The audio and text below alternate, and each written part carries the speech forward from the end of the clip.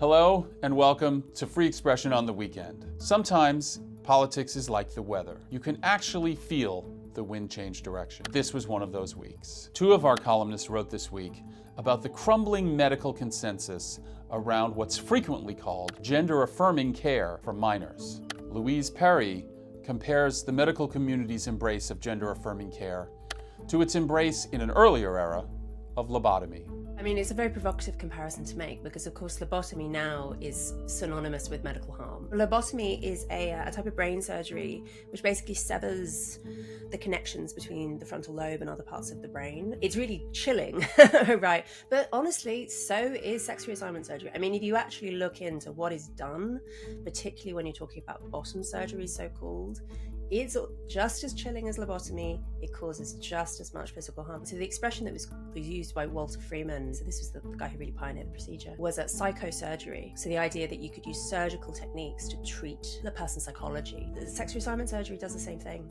The point of the surgery, it's not performed on the brain, but the point of the surgery is to relieve psychiatric symptoms. Thinking about C.S. Lewis's idea of chronological snobbery, we have this tendency to view people of the past and ideas of the past as inherently suspect and wrong. They were dealing with a really difficult set of options. Antipsychotic drugs, other kind of psychiatric drugs, were very primitive.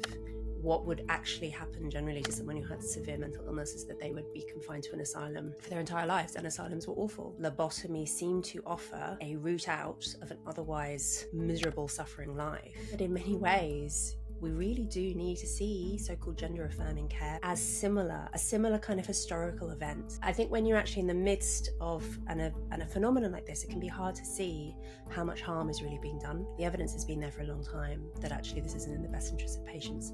The same was true of lobotomy. The difference, of course, now with gender-affirming care, so-called, is it came with this incredible political whirlwind, and you have celebrity endorsements and you have glossy TV promotions. And there was a period, I think we're now just about at the end of it, but there really was a period when to speak out against this area of medicine was to see yourself ostracized, branded a bigot, potentially losing your job. It wasn't surprising, therefore, that people were reticent about pointing out these harms. And of course, there's this recent medical malpractice lawsuits in New York. A young detransitioner who had a double mastectomy, had both of her breasts removed at the age of 16. She now says the court has agreed with her that she was mistreated by her psychologist and by the surgeon, who told her that this would improve her well-being. It didn't. Her mother was told that if you don't permit your daughter to do this, she will kill herself, and she's now been awarded $2 million. And I suspect, as I write in the piece, that we're going to see a lot more of this in the coming years. The foundational principle of medicine is first do no harm, and this was exactly what was raised during debates on lobotomy in the 1940s. Doctors appalled by the idea of destroying healthy brain tissue, which is what lobotomy necessitates. You'd see the same thing, particularly with genital surgery and also with the mastectomies done on natal females. You are destroying healthy breast and genital tissue for the purpose of relieving psychiatric symptoms. But it's really not clear that it does relieve psychiatric symptoms. That so obviously violates the first do no harm principle. I mean, in retrospect, I think it's very easy to see this was misguided from the get-go. For almost 2 decades, puberty-blocking drugs, cross-sex hormones, and even surgery were considered the standard of care for minors experiencing gender dysphoria. In the past few weeks, as columnist Meigs points out, we've seen something of a preference cascade in the other direction.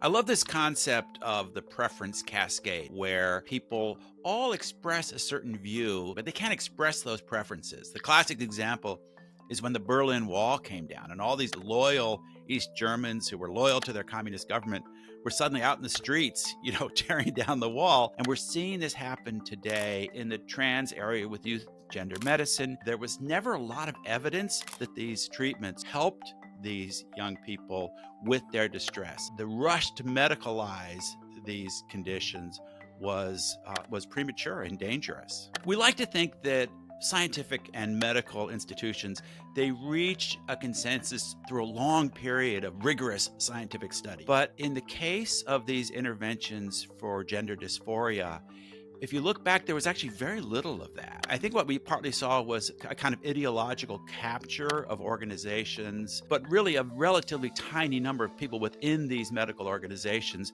looked into it carefully. And anyone who's followed this on social media or followed journalists who criticize some of these treatments knows that some of these activists can be extremely vociferous and kind of intimidating in how they would attack anyone who disagreed with their position. But as the pressure built, as that dam began to crack, then the preference cascade happened. And no matter how much we're sympathetic towards these patients, that doesn't mean we should be rushing them into a treatment that isn't scientifically well-founded, especially when it has such profound life-changing effects. What we'll see looking back is you'll see it as part of a pattern where left-leaning activists manage to have an outsized influence in various organizations in order to push forward ideological conclusions. So we see this in the trans area with youth gender medicine. We saw it during COVID with some of the positions of the CDC. The normal process of scientific inquiry, open inquiry, asking questions,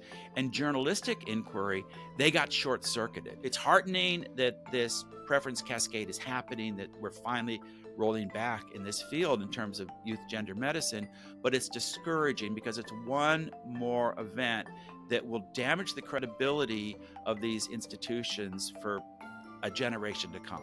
Thank you for watching Free Expression on the Weekend. I'm Matthew Hennessy. We'll see you back here next week.